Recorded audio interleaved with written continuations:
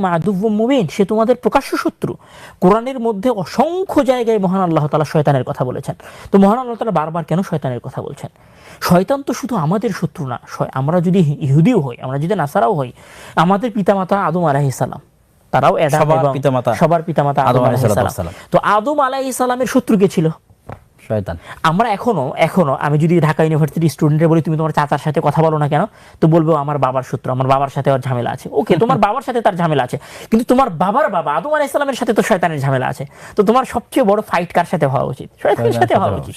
কিন্তু আমরা ওই শয়তানটাকে কি করি না, রিয়ালাইজই করি না, তাকে শয়তানই মনে করি না। ওকে, এটা আমাদের এনজয়ের মাধ্যম, লাহু ওয়া লাইব, আমাদের খেল তামাশার মাধ্যম, এটা আমরা মনে করি। এই কারণে আসলে শয়তানকে শয়তান বলে সংজ্ঞায়িত করাই হয় না। শয়তানকে স্টুডেন্টদের সবার আগে কাজগুলোকেও শয়তান হিসেবে সংজ্ঞায়িত করা হয়, অথচ এগুলো বাস্তবে শয়তানেরই কাজ। বাস্তবে শয়তানের কাজ।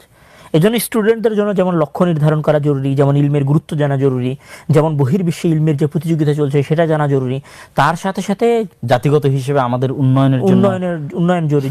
সেই জায়গা থেকে তাদেরকে যে বিষয়গুলো তাদের লক্ষ্য উদ্দেশ্য থেকে তাদেরকে হটিয়ে দিচ্ছে সেগুলোকে শয়তান বলে বিবেচনা করাও জরুরি। যতক্ষণ পর্যন্ত সে শয়তান বলে বিবেচনা না করতেছে, প্রকৃত শত্রু মানুষের যেমন বন্ধু চেনা উচিত, বন্ধু চেনার আগেও মানুষের প্রকৃত শত্রু চেনা উচিত।